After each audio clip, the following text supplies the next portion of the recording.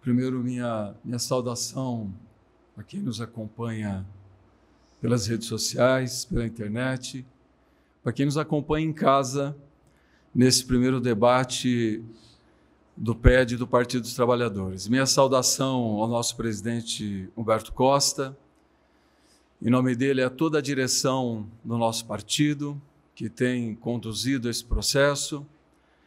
Minha saudação à companheira Gleide Andrade, que faz a mediação, em nome dela a todas as companheiras e companheiros que estão aqui presentes no nosso anfiteatro, aqui em Brasília. Minha saudação aos candidatos que estão comigo nesse processo, Romênio Pereira, Rui Falcão e Walter Pomar. Eu quero iniciar dizendo a vocês que esse é o PED mais importante da história do Partido dos Trabalhadores. E digo isso caracterizando essa minha afirmação. Nós estamos construindo um PED onde o resultado dele será a construção de uma direção partidária, seja ela nos zonais, onde nós temos zonais, nos diretórios municipais, estaduais, na direção nacional, que terá missões efetivamente históricas. Primeiro, a mais importante delas, porque sem essa superação nós não conseguiremos enfrentar as demais, é a construção de um partido forte, de um partido que entenda a sua missão, que entenda o seu papel, de um partido que terá que ser forte, que terá de estar forte, mesmo quando o presidente Lula não disputar mais eleições. A eleição de 26 efetivamente será a última eleição que o presidente Lula estará nas urnas representando o nosso projeto e representando a nossa construção partidária. Claro que o presidente Lula vai continuar influenciando nos rumos do PT, mas ele não estará na relação direta de disputa de projeto com a nossa sociedade. E quero reproduzir aqui uma frase do presidente Lula que, para mim, ela é histórica e ela é emblemática. O sucessor do presidente Lula não será um nome.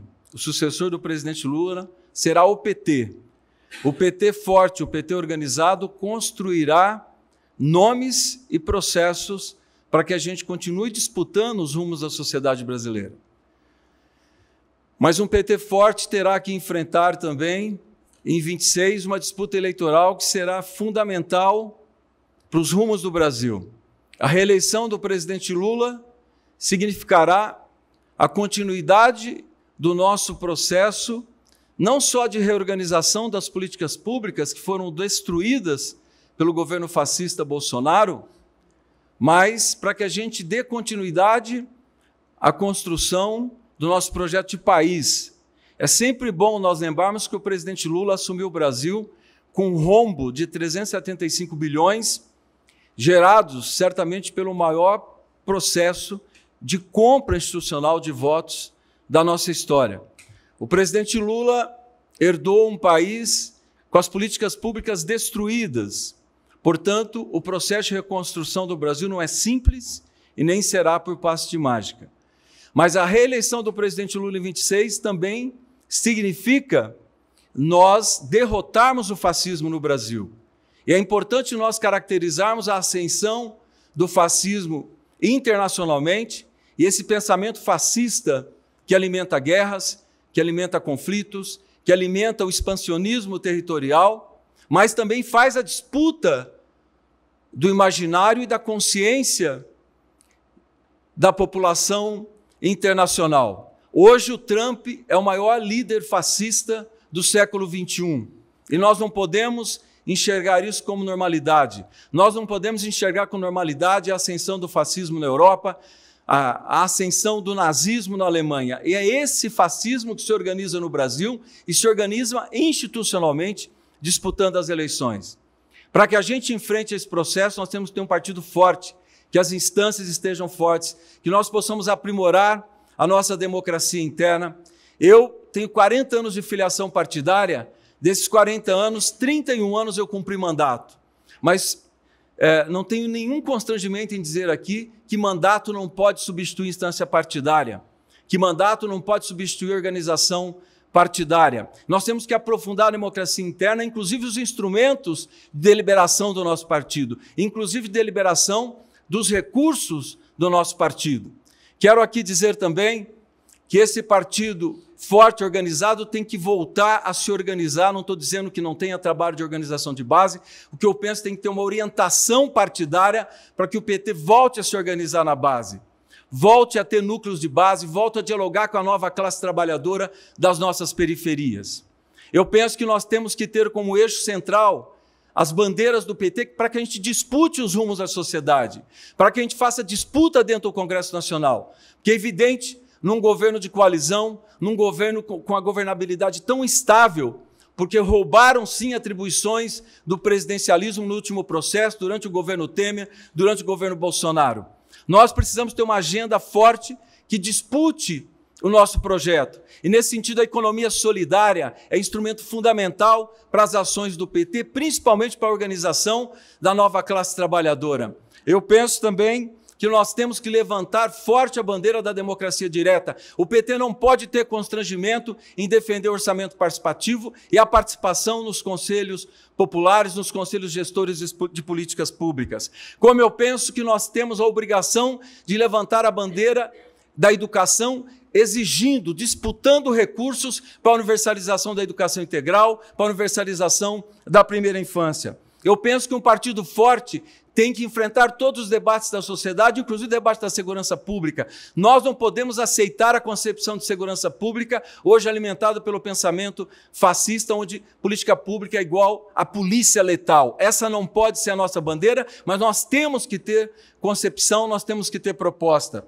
O PT tem que ser o partido da transição energética. Nós temos que defender uma nova forma de produção de riqueza no mundo, onde a gente não seja efetivamente passivos diante da submissão dos trabalhadores, nem tampouco passivos diante da degradação ambiental. Se o fascismo nega a emergência climática, nós temos que levantar a bandeira da urgência climática, como o PT tem também que levantar sem constrangimento a tarifa zero, a bandeira tarifa zero, porque o transporte urbano é o grande problema hoje dos grandes centros urbanos e das nossas cidades. Como o PT tem que enfrentar a questão do tempo, da contradição entre tempo e trabalho, e nós temos que ser favoráveis à mudança da organização do trabalho. É nesse sentido que eu quero aqui dizer para vocês que nós temos que ter um partido que faça disputa na sociedade.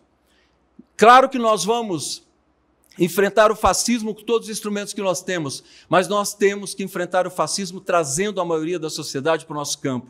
Para isso, nós temos que efetivamente debater qual o modelo de sociedade que nós queremos. O modelo de sociedade que nós queremos não tem machismo, o modelo de sociedade que nós queremos não tem racismo, não tem LGBTfobia, o modelo de sociedade que nós queremos não tem precarização do trabalho, o modelo de sociedade que nós queremos não tem degradação ambiental. Eu penso que, nesse sentido, nós temos que ter a coragem de polarizar a sociedade no debate de rumos. Nós só vamos vencer o fascismo se nós polarizarmos a sociedade no debate de rumos. Para onde que a sociedade vai e qual a sociedade que nós queremos. E também nós temos que contagiar a juventude.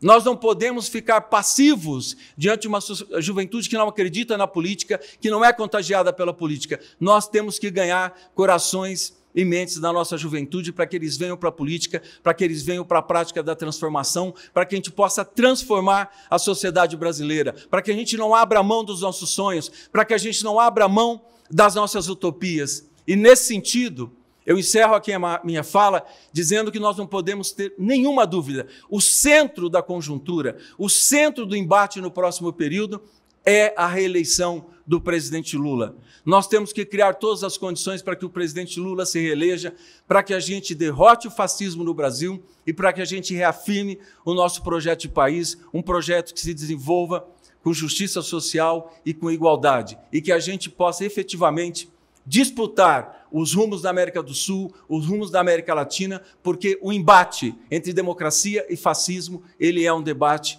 internacional. E agradeço a atenção de vocês e, claro, nós teremos outros momentos aqui para que a gente aprofunde outros temas. Muito obrigado.